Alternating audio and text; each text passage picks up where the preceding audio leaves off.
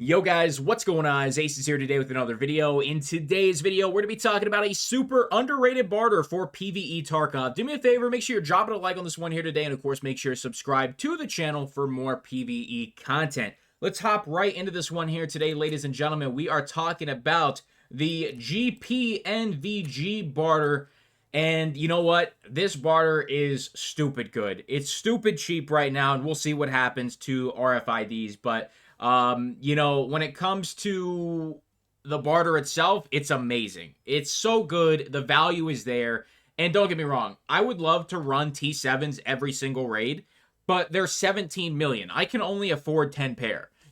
With this, I can afford thousands of pairs because the RFID readers are stupid cheap. They are 59,000 rubles, 60,000 rubles for RFID readers. This is crazy cheap for the amount of value you get when you're purchasing a pair of GPNVGs. Like, do you know how much Peacekeeper wants for these things? It's an absurd amount of money. So let me show you that real quick. Show you how much Peacekeeper tries to get from you. He wants 1,400 bucks, dude. Peacekeeper is greedy. And then he does have a couple other ones here. He wants one Moonshine, which, if you don't know, they are pretty damn expensive on the flea market. 400,000 rubles. So obviously we're not going to do that one. And then the other one here is 9 level 25 bear dog tags. This one's not too bad, but you kind of need dog tags for a lot of stuff. And there's also a couple decent barters for them as well. So I probably wouldn't waste it on GPNVGs, but with the skier barter, it's absolutely insanely cheap for how good of night vision goggles these really are. So when it comes to this barter, you definitely want to be stocking up on these. Unfortunately, you can only get 2 per restock, but if you're stocking up on the RFID readers, then that really doesn't matter, which I'm going to be doing, full transparency. Let me show you what these night vision goggles look like, just so you know what you're getting yourself into. Let's do that real quick. All right, so I turned all the lights off in the hideout, and I have got our NVGs going. Now, when it is pitch black, actually, the NVGs, I feel like they're just slightly tougher to use. When there's a little bit of light, that's kind of when I think the NVGs really shine, because it does give you a little bit better visibility overall to see everything.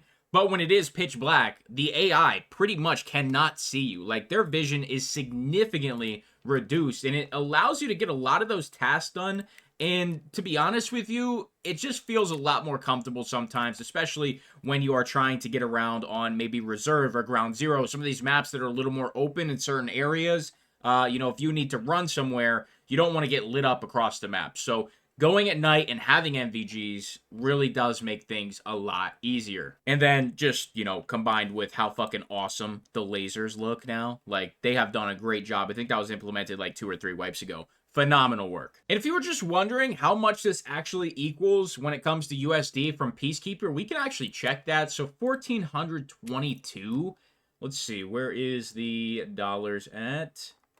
Somewhere, for sure. There we go. 1,422. That's 200,000 rubles on the low end that Peacekeeper wants. And the fact we can get them for 60,000 rubles is pretty damn good. Now, there could be some shenanigans that go on with RFID readers. I'm going to be buying a bunch of them.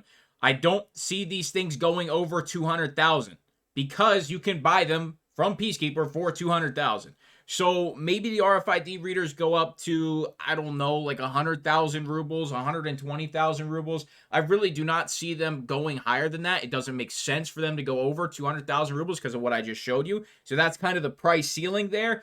But when it comes to the flea market and our videos, anything can happen. And there was a lot of feathers ruffled yesterday. A lot of people upset with me that I'm manipulating the flea market. And listen, telling me to stop making flea market videos is not really your best move. Because I don't know if you remember just a month and a half ago, but everybody who stopped making Tarkov content because of the Unheard Edition and they didn't like PvE, and I'm still like the only guy making PvE content. I still make content through all of that. So if you think I'm going to stop making flea market videos because your feelings are hurt that you have to spend an extra $1 million on an Ultra Key, that's not your best angle. I'm just saying, actually kind of makes me happy because I know there's people making money and enjoying the content and like taking my advice and bettering themselves in Tarkov. So You know, if you don't want to get Letexes and all that loot for free, you want to keep complaining about the Ultra Key, that's fine. But now, we're going to be talking about this night vision, baby, and these RFID readers, whether they go up or not, it doesn't matter.